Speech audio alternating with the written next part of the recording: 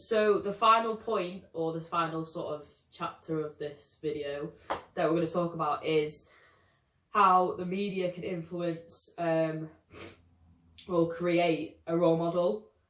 So obviously last summer was the Men's World Cup, and in that obviously there's a massive hype and a massive sort of, just the world came together, well, England came together, did it, basically, over Gareth Southgate.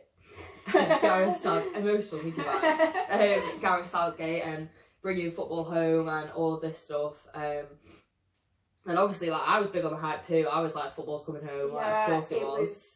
It was insane. It was the country was unified. Yeah. For them 6 or 7 weeks within Russia, everyone believed, and it's not been like that for football in a very long time. Yeah. Gareth Southgate was having his name praised about, but as well, that's partly because of the media, but also massively.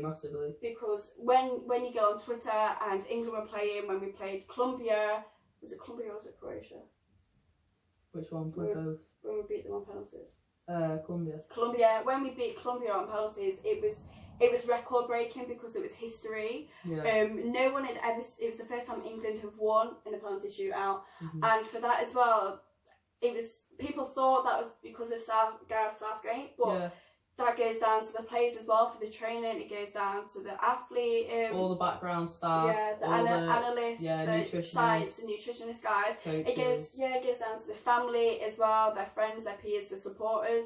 So it's not just necessarily Southgate as well. His success was that because it came from other people. It's a team game, and it's a team behind the scenes as well.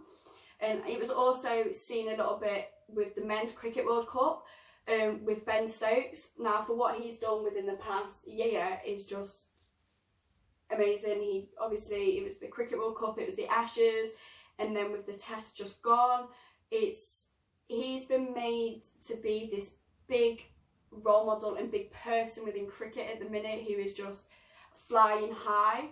But a role model I think is personally made over time. Like, he's done great for this past few weeks, but 5 years ago he didn't have this sort of fame. But then obviously that's because the sport's grown and people have got a wider interest in it.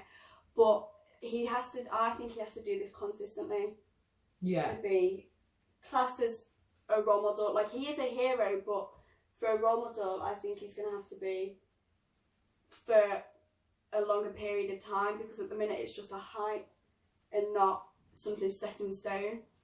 Yeah, I think, I mean, you can relate that to the Ronaldo thing. So as a footballer, me growing up, I used to idolise Ronaldo. I used to think, he had all the right qualities, like turning up to training early, being the last one to leave, doing things for charity.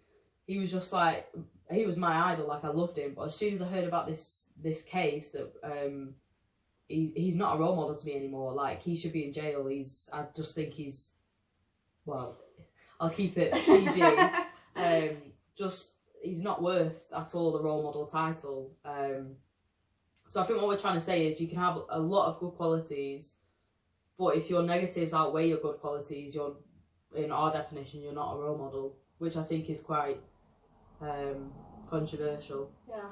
But it's a talking point, and it's something which doesn't necessarily really have an answer, because some people might see role models different to what we do. Oh yeah, I bet people are going to watch this and just completely disagree with us, but that's what it's there for. Yeah. We're just opening up a can of worms. Yeah.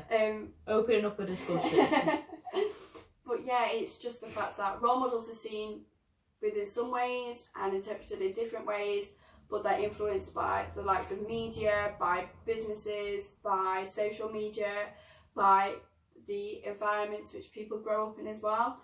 So it just varies within the sport and the context of which they're deemed to be in.